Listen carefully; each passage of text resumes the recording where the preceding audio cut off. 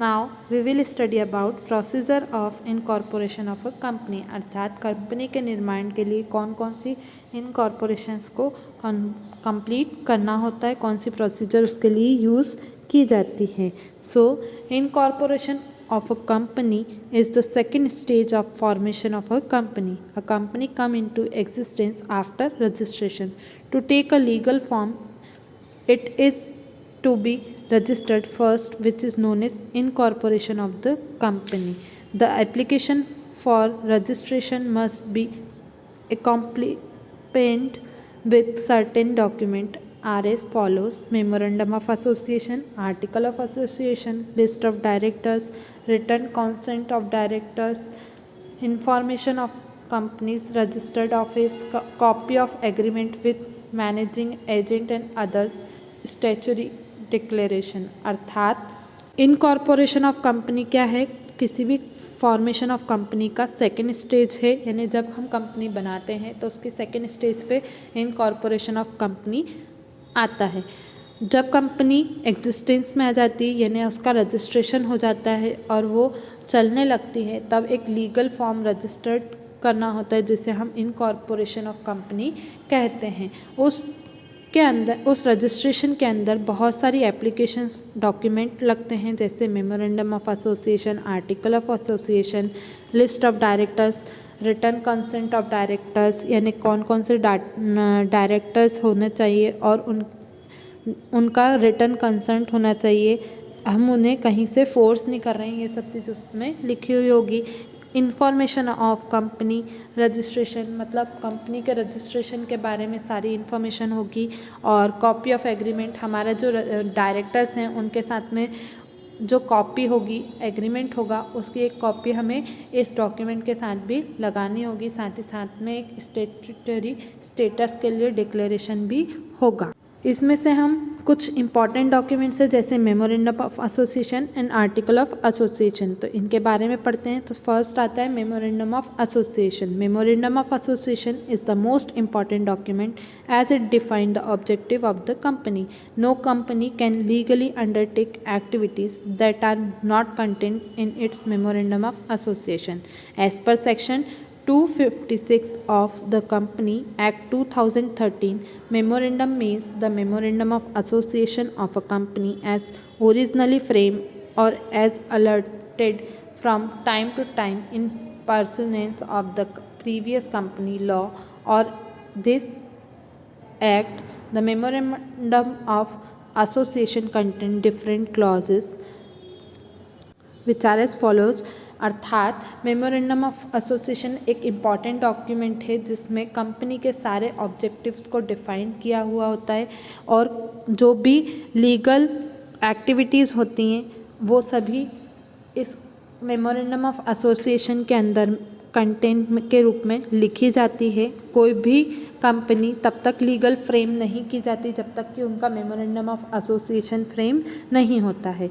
इसीलिए जो एक्ट है 2013, उसके अनुसार मेमोरेंडम का मतलब ओरिजिनली और लीगली एक कंपनी को इस तरह से फ्रेम करना जिसमें टाइम टू टाइम पर्सनेंस किया जा सके, चेंजेस किए जा सके और प्रीवियस लॉ के हिसाब से चेंज कर मेमोरेंडम जो है उसमें डेवलपमेंट ला सके और कंपनी में भी ग्रोथ कर सके। इसके लिए कुछ क्लॉज का यूज़ किया जाता है, जैसे कि name clause, the name contain of the name, the clause contain the name of the company with which the company will be known, which has already been approved by the register of the companies। अर्थात ये एक ऐसा clause है जिसके अंदर company का नाम लिखा हुआ होता है और जो कंपनी है उसे इस नाम के बारे में ऑलरेडी पता होता है और रजिस्टर्ड ऑफिस जो होता है उसके थ्रू ये नाम अप्रूव किया हुआ होता है। ये क्लॉज कहाँ पर आता है? ये क्लॉज मेमोरेंडम ऑफ एसोसिएशन के अंदर ही आता है। Next, registered office clause. This clause contain the name of the state in which the registered office of the company is proposed to be situated. The exact address of the registered office is not required at this stage, but the same must be notified to the registrar with in the 30 days of the incorporation of a company. अर्थात ये जो clause है इसमें नाम के साथ साथ registrar office में एक प्रॉपर और सही एड्रेस भी लिखा हुआ होता है, जिसमें रजिस्टर ऑफिस में रजिस्ट्री के टाइम पर सही एड्रेस लिखा हुआ हो या नहीं ये ज़रूरी नहीं होता है, बट जब हम रजिस्ट्रार ऑफिस से ये जो मेमोरेंडम ऑफ एसोसिएशन को फ्रेम करवाते हैं और एक कॉपी यहाँ पर लगाते हैं, तब वहाँ पर सही रजिस्टर ऑफिस से जो एड्रेस लिखा हुआ है, लोकेशन सही ना हो पर एड्रेस सेम होना चाहिए, और नहीं होने पर हमें रजिस्ट्रार ऑफिस में हमें 30 days के अंदर इसे नोटिफाई करवाना होता है, यानी उन्हें इन्फॉर्मेशन देनी होती है, जिससे कि मेमोरेंडम ऑफ एसोसिएशन में जो एड्रेस लिखा है उसी के हिसाब से रजिस्ट्री ऑफिस में भी इसकी सही इन्फॉर्मेशन अवेलेबल हो सके। Next is object clause. This is probably the most important clause of the memorandum. It defines the purpose for which the company is formed. The main object of which the company is formed are listed in subclause. It must be observed that an act which is either essential or incidental for the attainment of the main object of the company is deemed to be valid, although it may not have been stated explicitly. अर्थात object clause जो है ये memorandum का सबसे important clause होता है, क्योंकि इसके अंदर कंपनी का जो मेन पर्पस होता है वो लिखा हुआ होता है, और जो मेन क्लॉज होता है वो सब क्लॉज के रूप में लिस्टेड होता है, यानी एक ऑब्जेक्ट पर्टिकुलर ऑब्जेक्ट नहीं लिखा होता, उसमें पूरे डिटेल ऑब्जेक्ट की लिखी हुई होती है, इसलिए इसके कई सारे ऑब्जेक्ट भी हो सकते हैं जो सब क्लॉज के रूप में लिखे हुए होते हैं।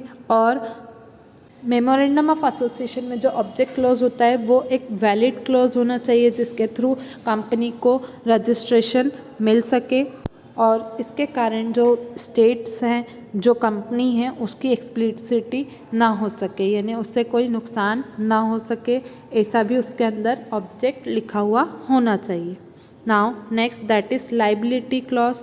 The clause limit the liability of the member to the amount unpaid on the shares owned by them. For example, if a shareholder has purchased 1000 shares of 10 each and has already paid 6 per share, his or her liability is limited to 4 per share. Thus, even in the worst case, he or she may be called upon to pay 4000 only. अर्थात इस clause के अंदर memorandum of association में members की liability का जो amount होता है जो अनपेड रहता है उसके बारे में लिखा हुआ होता है। जैसे कि एक एग्जांपल से लेते हैं कि एक शेयर होल्डर ने 1000 शेयर 10 रुपये के हिसाब से खरीदे और उसने 6 रुपये के हिसाब से शेयर्स का अमाउंट रिटर्न भी कर दिया है, तो अब उसकी लाइबिलिटी कितनी बची? 4 रुपये के हिसाब से। तो उसकी जो वर्थ केस में उस केस पर जो उनका अमाउंट लिखा हुआ होगा कि उन्हें कितना पे करना है, तो वो 4 रुपये के हिसाब से 4000 ही लिखे हुए होंगे। Now what are the capital clause? So this clause specify the maximum capital which the company will be authorized to raise through the issue of shares. The authorized share capital of the proposed company along with its division into the number of shares having a fixed face value is specified in this clause. अर्थात ये जो memorandum of association है इसमें capital clause भी होता है और इसके अंदर मैक्सिमम कैपिटल लिखी हुई होती है कंपनी की, जो कंपनी ने शेयर्स को इशू करके रेज की है या ऑथोराइज करवाई है, और इसमें उन शेयर्स की वैल्यू को कितने रूप में कितने पार्ट में डिवाइड किया है उसके बारे में भी लिखा हुआ होता है, और उसकी फेस वैल्यू को भी स्पेसिफाई किया हुआ होता है। और साथ ही साथ इस क्लॉज के अंदर जो शेयर्स रहते हैं उनको कितने पार्ट में डिवाइड किया है, कितने नंबर ऑफ़ शेयर्स में डिवाइड किया उसको भी बताया हुआ होता है।